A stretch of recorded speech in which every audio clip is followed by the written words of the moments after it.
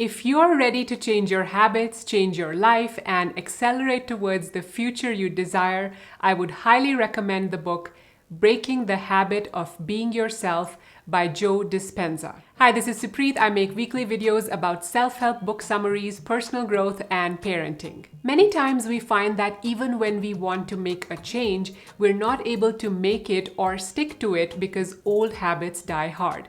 The reason for this, according to Joe Dispenza, is that our conscious mind only plays a 5% role in how we live our life, but the subconscious mind plays a 95% role. So even when we are intellectually, logically, 100% convinced that a certain habit is not working for us and we're ready to change it, we don't succeed because we are only working with the conscious mind, which will only help 5%. So how do we access and use our subconscious mind, which is driving 95% of how we live our lives? It is through meditation that we can access the subconscious mind and rewire the old circuits in our brain that are no longer serving us. Joe Dispenza has listed guided meditations at the end of the book that will help you in breaking the habit of being yourself. These meditations are organized into week 1, week 2, week 3, and week 4 meditations. The idea is that in your first week, every day you will only do the week 1 meditation. Joe recommends to do this meditation either first thing in the morning or the last thing in the evening.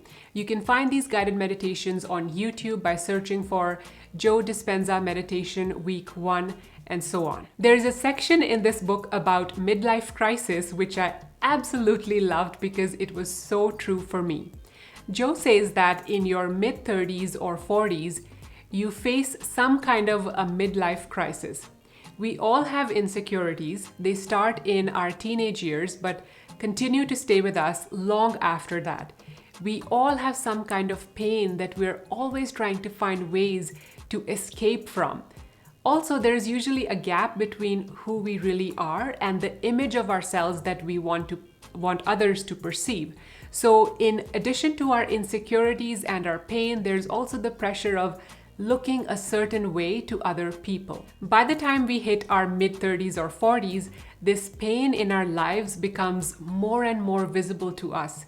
So people around this age usually go one of two ways.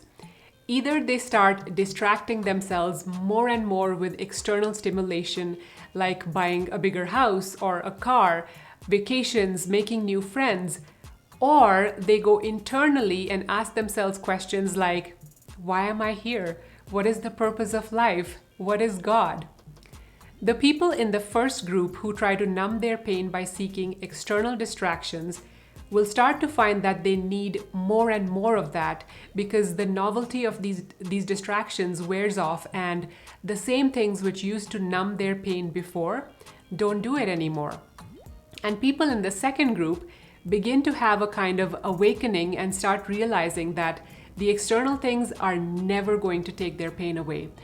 Also, they realize that they're done putting up this facade for other people and worrying about how they look to other people. They start to understand themselves better, and the gap between who they really are and the image they present to the world starts to narrow down. This is exactly what has happened to me in my mid-30s.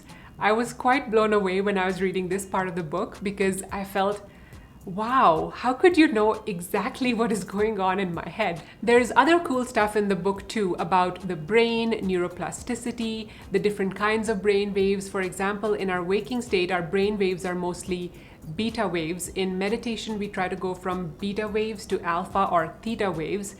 In sleep, we mostly have delta waves. So I find all this kind of stuff very interesting to read. If you want to buy this book, the Amazon link is in the description below. Another book that I would highly recommend if you want to make changes in your life is called Personality Isn't Permanent by Benjamin Hardy. You can watch my review of that book here. It was one of the most transformational books for me. Thank you for watching and keep growing.